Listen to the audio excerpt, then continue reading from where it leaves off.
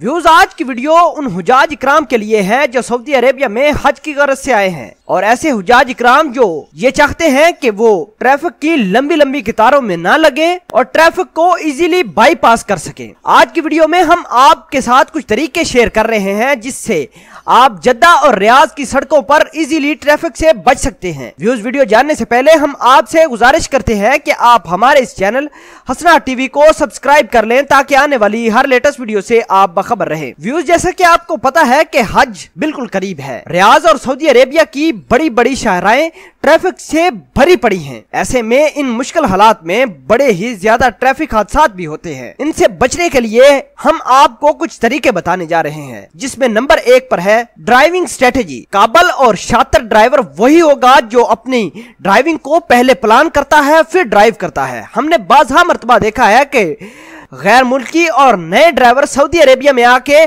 अपनी ड्राइविंग को प्लान नहीं करते जिसकी वजह से वो ट्रैफिक में फंस जाते हैं और अपना टाइम भी वेस्ट करते रहते हैं। दूसरे नंबर पर तरीका ये है कि ड्राइविंग करते हुए कोशिश ये करें कि शाहराह की दरमियानी लाइन को पकड़ लें, क्योंकि रियाज और जद्दा की सड़कों में अक्सर औकात ये देखा गया है कि जो ड्राइवर्स कॉर्नर पर गाड़ियां चलाते हैं वो ट्रैफिक में फंस जाते हैं और उनको ड्राइविंग में काफी मुश्किलात पेश आती हैं। ऐसे हुजाज इकराम जिनकी सऊदी अरेबिया में अपनी गाड़ियां हैं और वो हज की गरज से ट्रैवल करना चाहते हैं, उनके लिए ये जरूरी है कि रियाज और जद्दा की सड़कों पर चलते हुए दरमियानी लाइन पर रहें। इससे आपका बहुत ज्यादा टाइम बचेगा। नंबर 3 पर है कि अपनी गाड़ी का इंडिकेटर लगाकर किसी गाड़ी को क्रॉस करना चाहिए। हमने अक्सर औकात देखा है कि अक्सर हादसात की वजह यही होती है कि कुछ ड्राइवर बगैर ही इंडिकेटर के एक गाड़ी को दूसरी गाड़ी और फिर तीसरी लाइन में बाईपास करने की कोशिश करते हैं जिससे ट्रैफिक हादसात रूनुमा हो जाते हैं। गैर मुल्की हुज्जाज इकराम और उनके ड्राइवरों से ये गुजारिश है